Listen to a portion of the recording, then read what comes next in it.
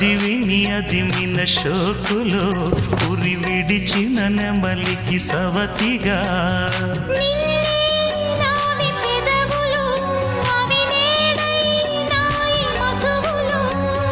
రెండు నాయి తనువులు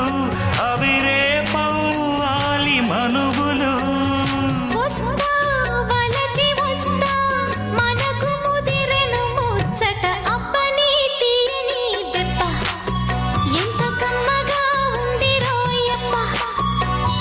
అమ్మ నేనున్న నీ బుగ్గ ఎంత లేతగా ఉన్నదే మొగ్గ పురుషుల్లో